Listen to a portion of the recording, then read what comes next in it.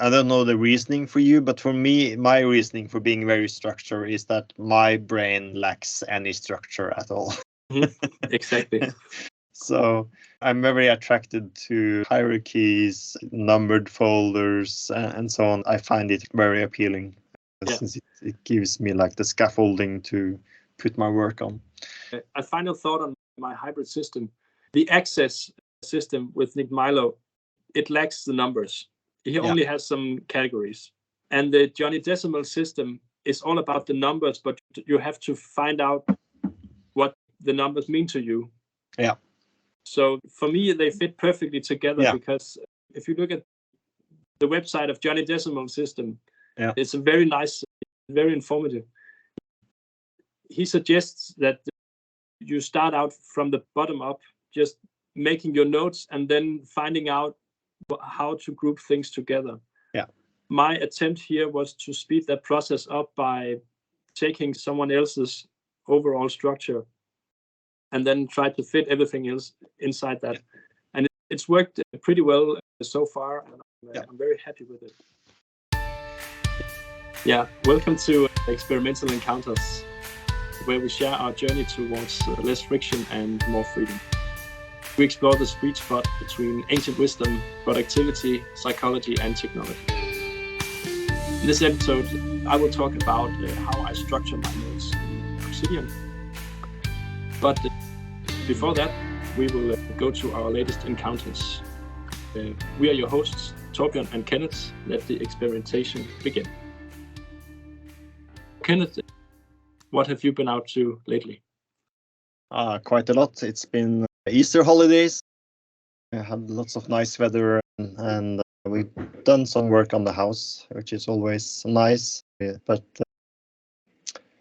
I found 4 lines of code for the auto hotkey. Yeah. That makes it possible to retrieve any application or window that goes off screen when you pull the PC out of a docking station, and then suddenly you don't have that screen anymore and you had an application on that screen. So you just make the window active on your taskbar. Then you click the hotkey, and then the window automatically just pops over to where my cursor is. Okay. And just having this script to easily retrieve the window. Oh, this is so nice. Yeah. So that's my little nerdy orgasm for everyone. Yeah. I'm having that issue maybe twice a year. Yeah. So, yeah, still, it's if the you find... same. I have it more because I do a lot of presenting, and it happens all the time. Did you put the hotkey on a Stream Deck button?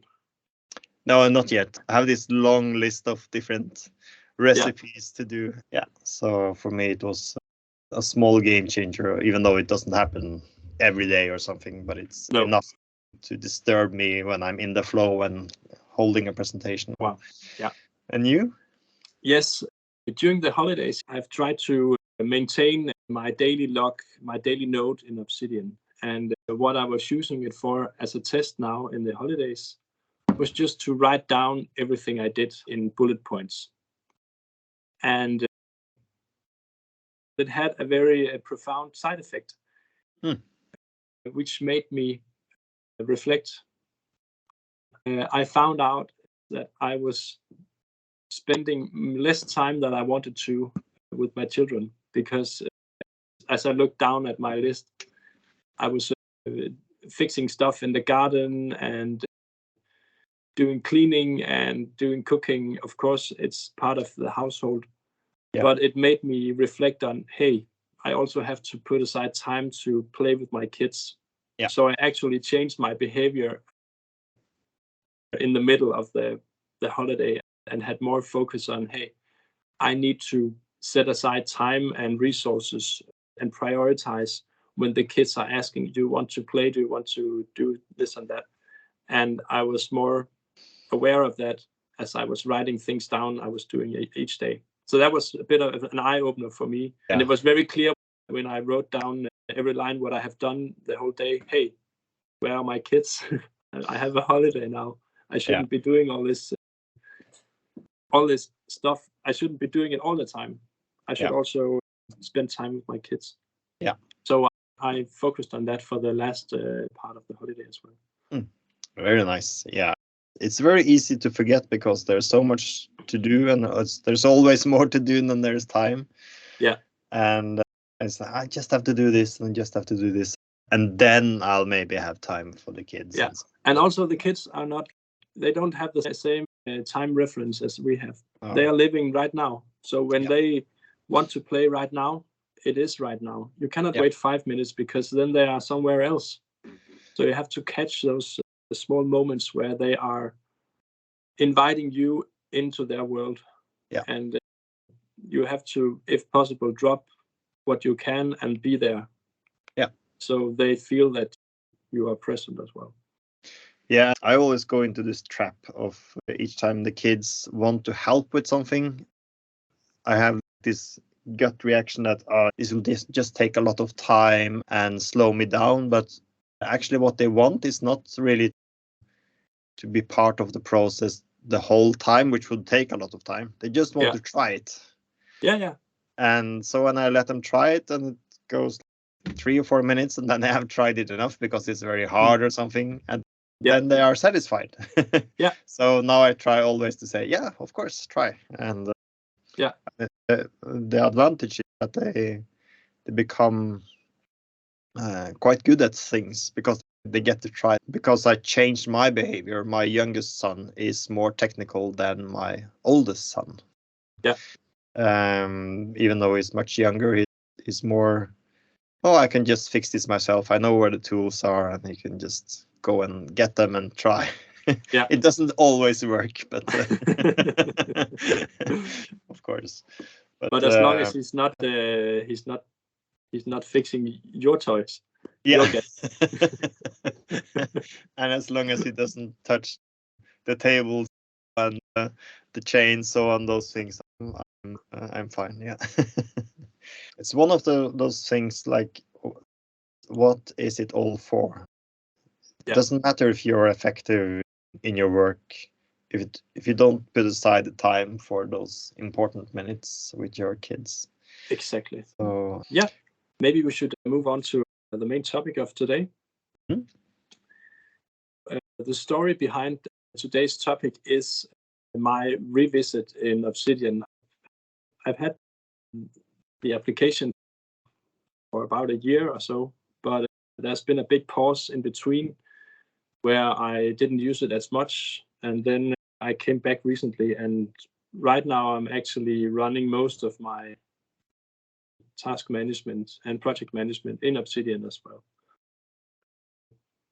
But I've always struggled how to deal with the structure of, because you have the folder structure and you can also link files together and stuff like that.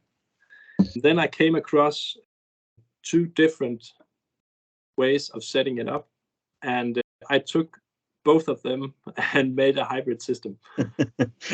So one of the systems is like on a big scale, it divides my structure into some big chunks, and the other system is taking care of the details.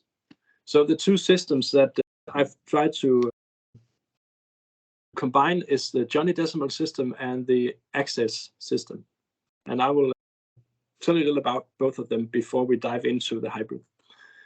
So the Johnny Decimal system is made by a guy called Johnny Noble, and I think we'll put the link in the show notes as well. It's a system where you put numbers in front of folders. And why the heck would you want to do that? It has different benefits. The Johnny Decimal number is 4 digits with a dot in between.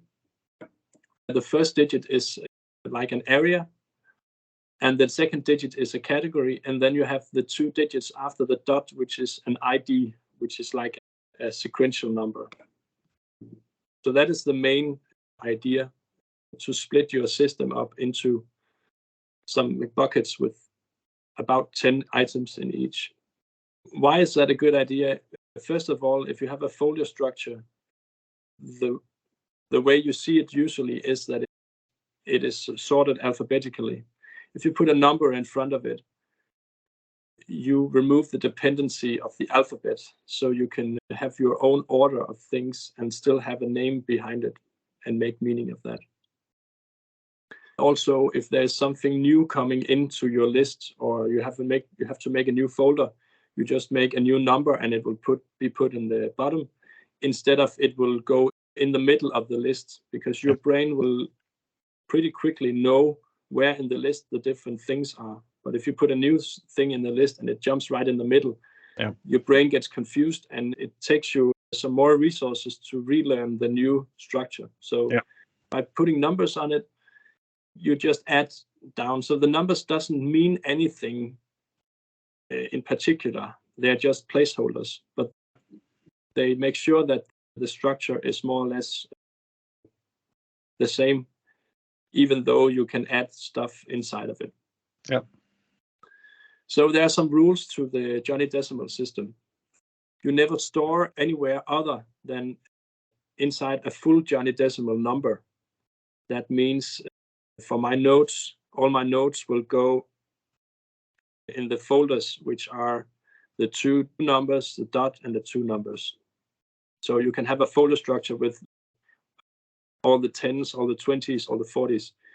And a second rule, which can also be broken, but for the most part, no more folders beneath a Johnny Decimal number. So the Johnny Decimal number folder is the last folder, and then you will only have files inside of that.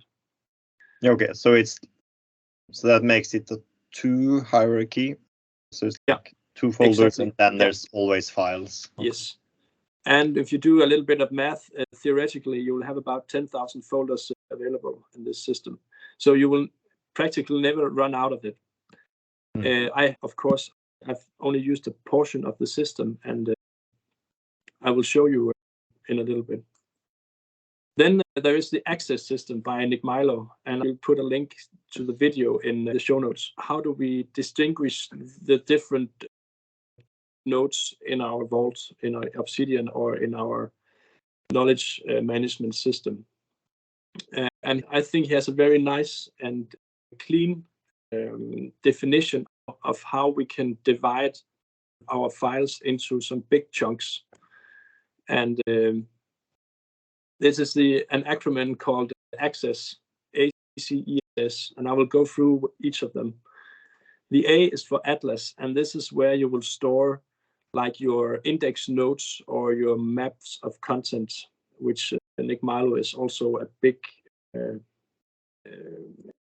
he's much into these maps of content to navigate around your files. So this area will just contain your index notes, so you can go out in other nodes. Then we have it's what it calls the maps of content, is it? Yeah, it's just a folder containing all your maps of content. Then we have the C, the first C, which is a calendar, and that is time-based notes. And this is where you will put your daily notes or journal notes or monthly notes, or maybe if you have minutes from meetings, things that are related in time, basically. Then you have the second C, which is for cards. And a card is like a note which holds one single piece. It represents one single piece of a physical thing or a concept. So one of my cards is like people cards. So I have a template for a people relation note where I can put the name of the person and then some information about that person. Yeah. So one person is one card.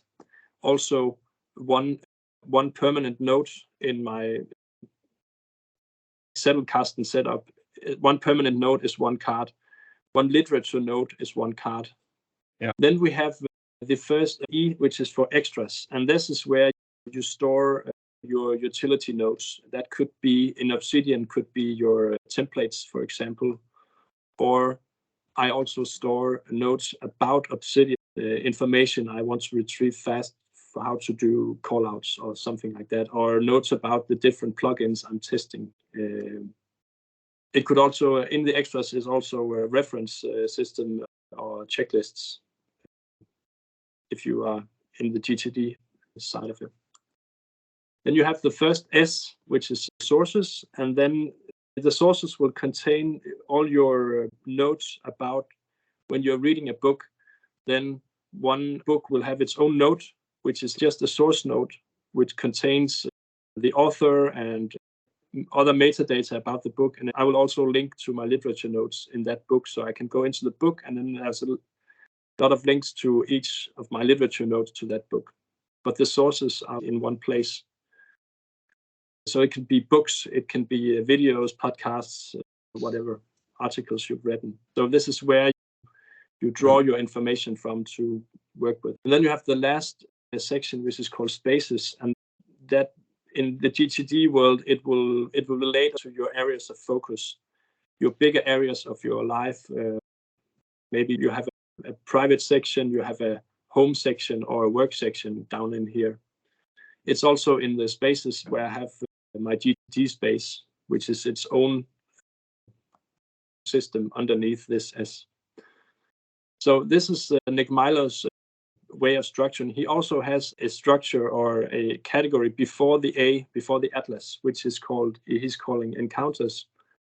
And that is where I put all my unfinished and new notes, empty notes. I tend to link to notes I haven't created yet. So in one day I will elaborate on it, and I will already have a lot of backlinks from other notes.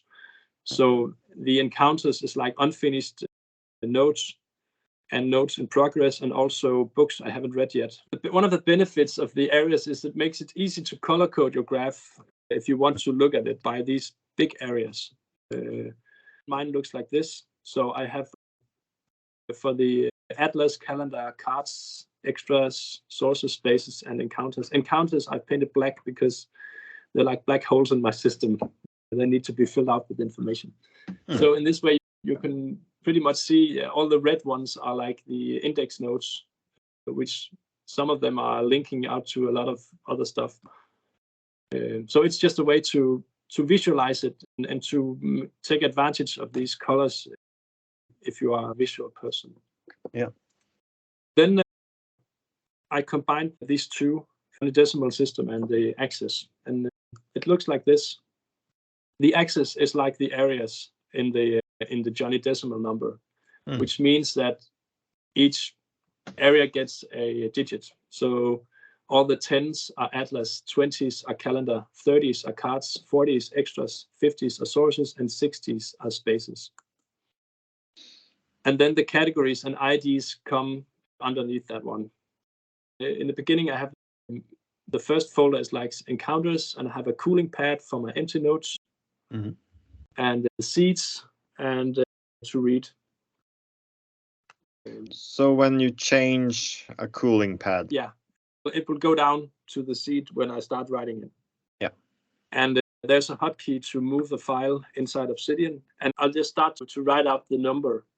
Yeah. And it will you can quickly find the folder that you want to send it to. So in the number one, I've divided it up. I also have some other maps of contents, but this is what I have right now.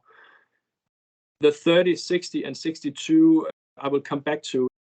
It has a reference to the structure further down in the system, because all the 30s are cards, so you can make this internal reference.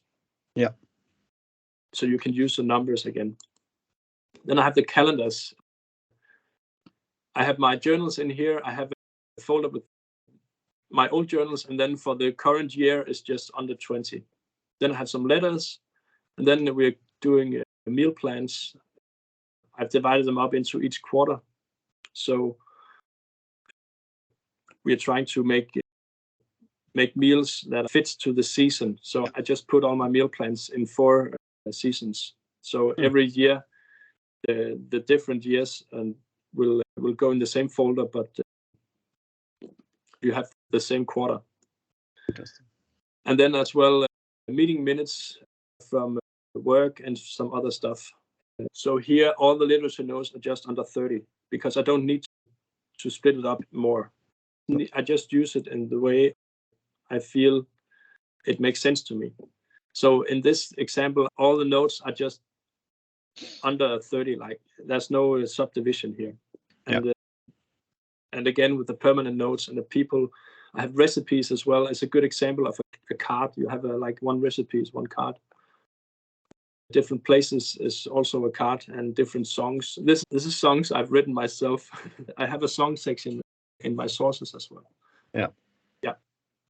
Then we have the extra section. I have some templates. And also in Obsidian, you work sometimes with attachments.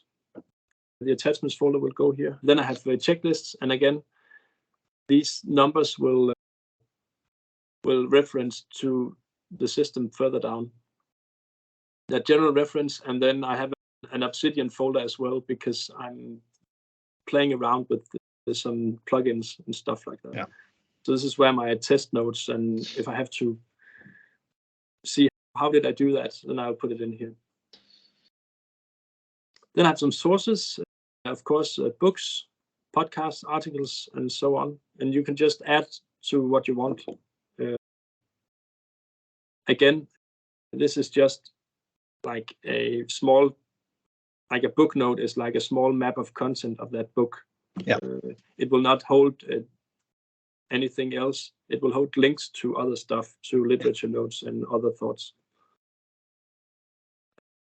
And then the spaces, 02 is rooms inside my house. I've mapped out and linked together with the doors and stuff like that. Very silly, but very funny as well.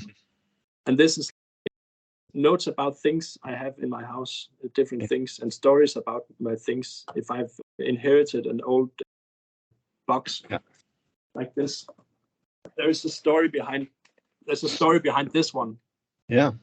And this story is inside my notes where I reference it. Very nice. Then I have not people itself, but it's not more like notes about people or notes about how I want to work with my relationships, relations with other people. And also work is how I would like to work. 64 and 65 is charity work. Then the 66 is GCD, and that's a big one. So this inside of this is all my system right now, and I have a note of my horizons, so I can pull them out when I want. I have a folder containing different notes of actions, different ways of looking at my actions. The action will be pulled via the data view plugin, so there's no typed actions in there. It's all linked. And then I have the active projects and projects on hold and projects someday. And the reason I divided up by location is in data view, it's very easy to pick out. So if I want to look at my projects, I want a projects list, I can just pull it out and only look at this folder. I'm not doing it like David Allen says, because I'm actually putting all my actions into my project notes. Yeah. And then they will get a tag with the context. So this is very useful because when I need an action list, I will just look for tasks inside this folder. So if I'm going to move a project from active down to on hold, it will automatically filter out all the next actions. Yeah. And my action list will always be clean that way. But it requires that you put the next actions into your system. I find a very frictionless way of doing that as well. Interesting. Other than that, some actions are not a project. They're just in an area. And this is where I have these single actions. Then you have 30s. I'm playing around with objectives and key results. It's replacing the goals in the GTD sense. And then I have my vision and my purpose. And the reason why I have them as folders is that I make new notes of my vision and my principles, and I keep the old ones as well. So I'll have a running history of how my horizons are evolving. Yeah. So they will be in one place. I can see the history. So that is why it's not just a note, it's a folder with different vision notes in it. Another thing I've talked about already, it's easy to move notes around when you have all these numbers, because when you hit the hotkey to move a file, you just start typing. Even if you only remember the first 2 digits, yeah, it will still give you all the rest, and you can quickly find where you have to put it. Yeah. Usually, when I make a new note, it will go in the root folder, and I'll have to move it afterwards. When you need a new category, just make a new number. It's very easy to do, and over time, you will start to remember the numbers. Yeah. And again, you can make a cross-reference inside the structure. So the ID can refer to an area category elsewhere. I already showed that, but it creates consistency within the structure. So here we have the 63. The 2 this is a calendar section. Yeah. And the 4 is meeting minutes, and the 63 is referring to my work section. And again here, number 4 is extras, and number 3 is reference, and 63 is work. Yeah. So everything is linked together. This was my take on how to organize my notes in folders, and how to make it easier for myself to have a placeholder for everything. I'm also putting numbers in front of my project. So I'm very fond of numbers because it tells me something else than the words or the titles. And I like the combination of the numbers and the titles. Yeah. Very interesting. I feel it's like a pendulum. So you go from one very structured side to the other where you're like organically growing. And in the end, I hope to get near to where I want to be. And I just moved from Microsoft To Do back to Logseq because it was starting to hurt. Too much friction. There are some things that are really nice in Microsoft To Do, but linking and tags is not one of them. No. I could literally feel my productivity just tenfold increase. I got so much more done when I stopped trying to force my GTD system into this flat hierarchy, which is the way to do it in Microsoft To Do. And back into Logseq, it was like going from a cramped, small, cold bathtub to like swimming in the warm ocean. So yeah, nice. So very different. So it's very interesting to see how you have done it there. This color coding of your graph. I just thought it was a fun thing to see the distribution between the main areas. I was hoping to make some flowers because the maps of content are red, and then some of the other colors are yellow, so you can get small flowers, and in between are all the green colors, which is the grass and stuff like that. Yeah, I can just show you my graph a second here, because sometimes you just want to see your projects, sometimes you want to see your thoughts on different subjects, and now you just see everything together, so that's not very useful. So I don't use this view very much, but this is the reason we started talking, right? Just exploring our systems together, getting inspiration. Exactly. Yeah. But like broaden the horizon of there's so many things so many different ways to do basically the same principles, and just to embrace the diversity of how we do things. Yeah, I don't know the reasoning for you, but for me, my reasoning for being very structured is that my brain lacks any structure at all. Exactly. So I'm very attracted to hierarchies, numbered folders, and so on, since it gives me like the scaffolding to put my work on. A final thought on my hybrid system. Yeah. The access system with Milo, it lacks the numbers. He only has some categories. Yeah. And the Johnny Decimal system is all about the numbers, but you have to find out what the numbers mean to you. Yeah. So for me, they fit perfectly together because Access gives me an overall structure of categories. How do I divide my notes? How do I do the overall dividing? And the numbers will do the detailed work of making individual numbers. If you look at the website of Johnny Decimal System, it's a very nice, it's very informative. He suggests that you start out from the bottom up, just making your notes and then finding out how to group things together. Yeah. My attempt here was to speed that process up by taking someone else's overall structure and then try to fit everything else inside that. And it's worked pretty well so far, and I'm very happy with it. Yeah, I was picturing a more of a Frankenstein system than you showed now. So it's just as you said, you use that framework to populate the folders in the overall. I didn't break any of the systems. I just combined them. Yeah, because they work on different levels. Did you have a book recommendation? Yes, I just finished this big book called Freedom: The End of the Human Condition. Yeah. And this book deserves its own episode sometime in the future. Yeah. It's by an Australian biologist called Jeremy Griffith, and he has practically solved all the problems in the world.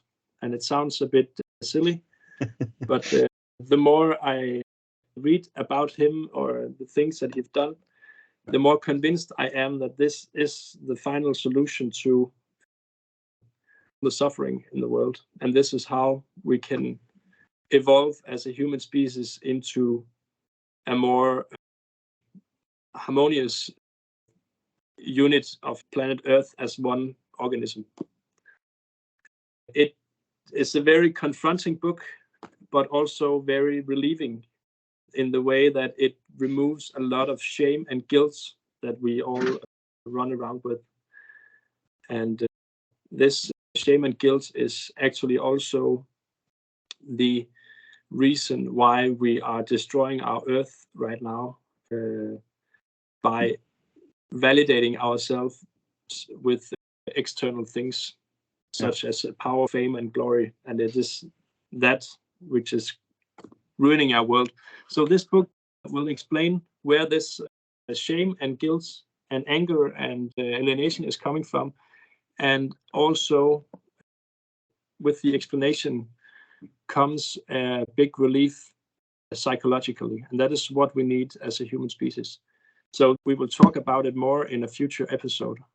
But right now you can go to humancondition.com and listen to a video called The Interview, which is on the top of the website.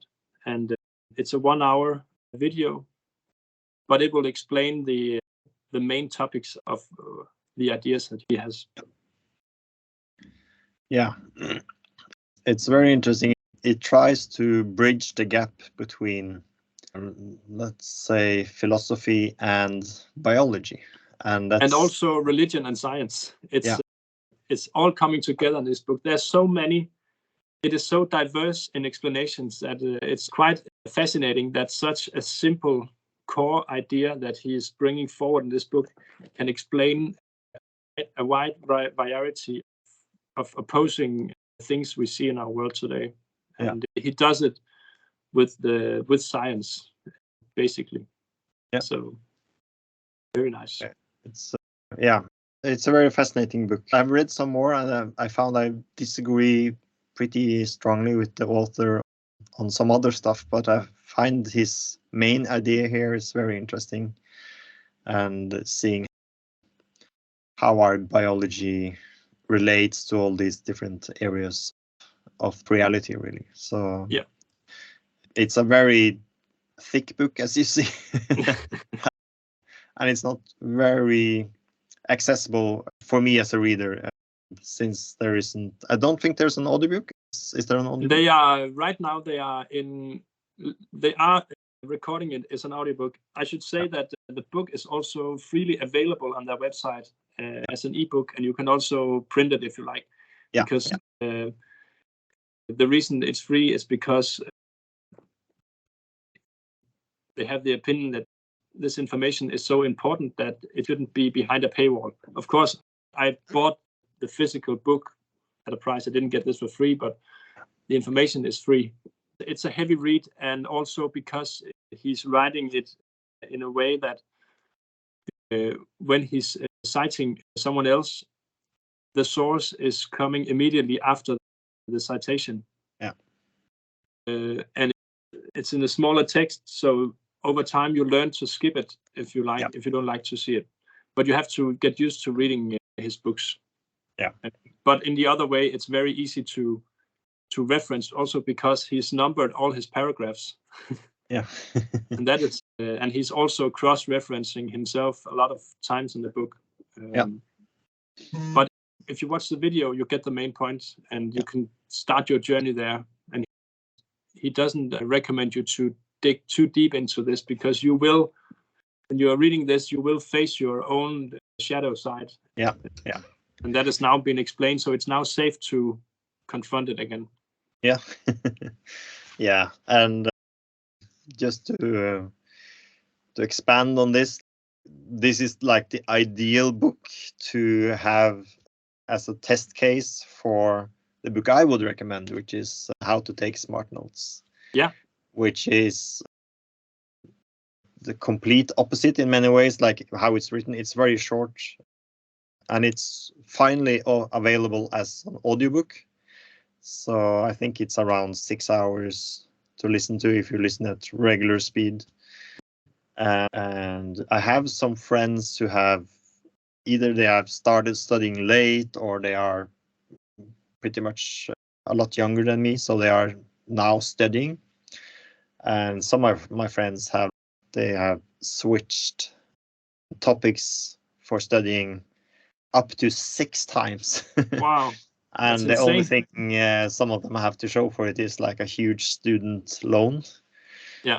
And I'm convinced that How to Take Smart Notes would have saved them from this. It would have made it possible for them to finish their degree. And it sounds very strange, but I think How to Take Smart Notes is as important for those who want to study as GTD is for those who want to work. For me, at least, it made the whole introduction to these tools of thought, tools that we use like Obsidian and Logseq and so on. Yeah, so I haven't really read books the same way since. And I also come back to the book because there are, even though it's short, there are so many layers to this that it's just like the GTD book. Even though you have read it once, you don't really understand it the first time. So even though you get a lot of value from it. So, but it's also a very dense book. He's used his own dog food. He's packed it with a lot of stuff, and you can almost feel that he has composed this book of many notes, small bits of information put together. Yeah, and he bases his work on this German guy who's called Luhmann, and he says about Luhmann that when you read his texts, it's like he's trying to force as much concepts and ideas as possible into each and every page. And for me, this How to Take Smart Notes book is also like this. It's really not boring because it's every paragraph is packed. There's no filling stuff in between. Every word is counting. Yeah. And even he has this, he talks about the shipping container. And every time I get to the shipping container part, I think, here's just the example about like a metaphor for how you take notes. And every time I start listening to this shipping container metaphor, he has really packed this part full with ideas and stuff. It's not just about the story behind it. And so it's really how it relates to taking notes. I find it incredibly fascinating. So of all the books that we recommend, I would actually start with How to Take Smart Notes and then read all the rest. That would be a nice strategy. Yes. Yeah. Exactly. So my video recommendation would be Nick Milo's video about the access system. Go and look at that and take away what you can and ditch the rest. Yeah. Like we do with everything. So do we have any quotes to share? We will go back to the old Stoics. Epictetus is saying, any person capable of angering you becomes your master. He can anger you only when you permit yourself to be disturbed by him. A lesson to learn here is to feel that every time you get angry, you are giving away some of your own power to someone else. Yeah, we can all use that once in a while. Yeah. Next time I will talk about how I use Logseq or Logseq, depending on how you pronounce it, for my GTD system. I just moved back from Microsoft To Do and back into Logseq, and I feel several people will probably have a use for seeing how I organize my projects. Yes, thank you for listening. We would like to hear from you. Give us feedback in the comments if you have any ideas, tips, tricks, topics, or other things you recommend us to look into and possibly discuss in a future episode. Until next time, remember, be curious, attentive, and kind. Goodbye. Yes, bye.